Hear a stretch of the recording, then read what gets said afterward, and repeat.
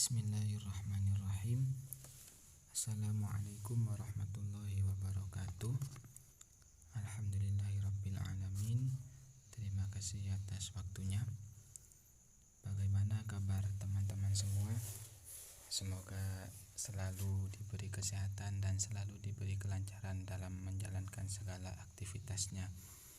Langsung saja, di sini kami dari kelompok 4 akan mempresentasikan tugas kami, yaitu mengenai tipologi dan kecenderungan fikih fatwa DSM MUI, yaitu dengan saya sendiri Muhammad Lukman Hakim dan teman saya Hana Sajadah.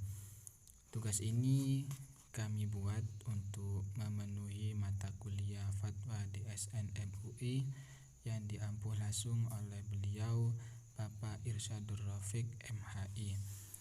Mungkin langsung saja untuk mempersingkat waktu. Untuk yang pertama yaitu mengenai peran dan tugas Majelis Ulama Indonesia.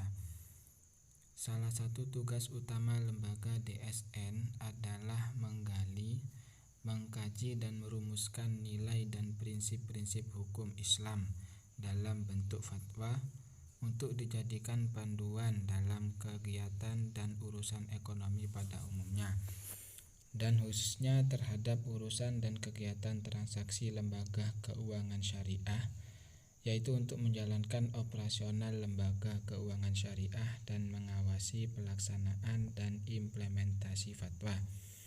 Kemudian untuk melaksanakan tugas utama tersebut, DSN memiliki otoritas, yaitu diantaranya yang pertama, mengeluarkan fatwa yang mengikat Dewan Pengawas Syariah di masing-masing lembaga keuangan syariah dan menjadi dasar tindakan hukum pihak terkait.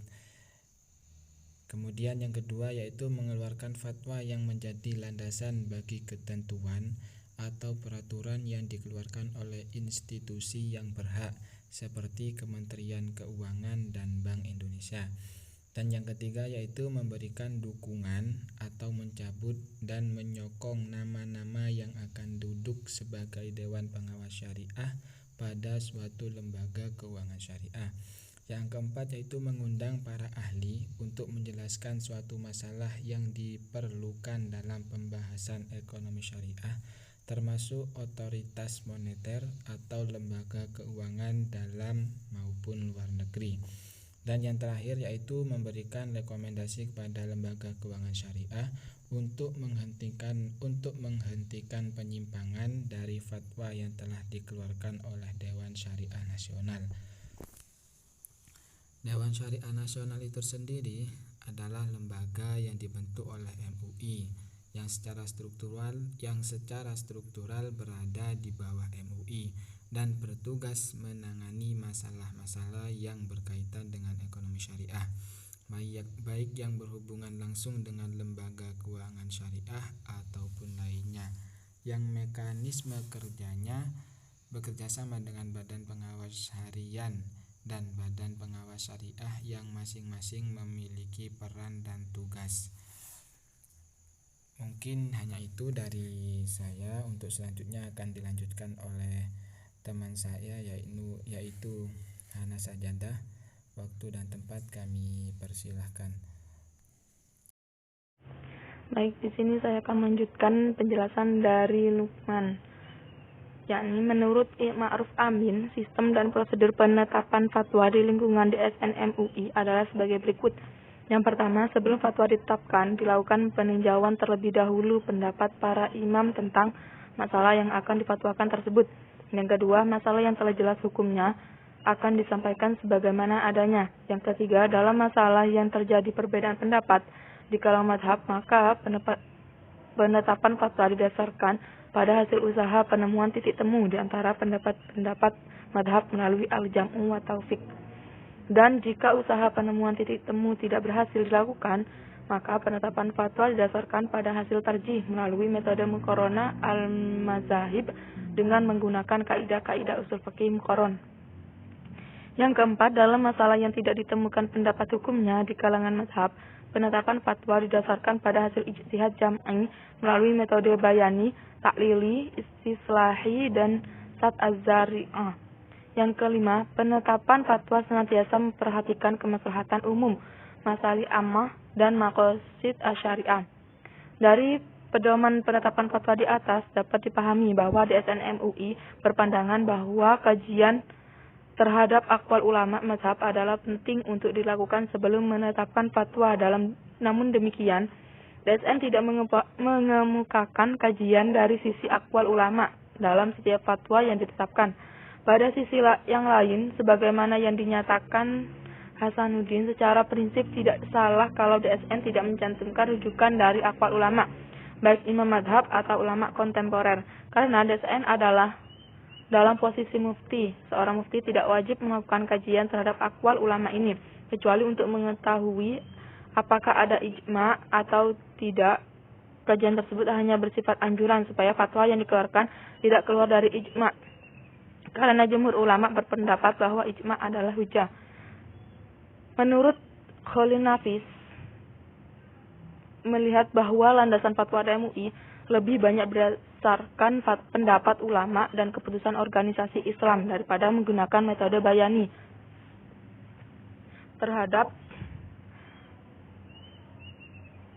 terhadap Al-Quran dan As-Sunnah. Bahkan ia menyebutkan beberapa faktor mengapa MUI bersifat demikian. Yang pertama, Al-Quran tidak menguraikan secara terperinci hukum-hukum muamalah maliyah. Sementara itu, modal-modal muamalah sangat dinamis dan cepat berkembang. Karena itu, dan didorong oleh sikap berhati-hati MUI lebih banyak merujuk kepada pendapat ulama. Yang kedua, tradisi masyarakat Muslim Indonesia lebih cenderung menggunakan thoriqah qiyasiyah, metode analogi atau qiyas dan istilah daripada menggunakan metode bayani.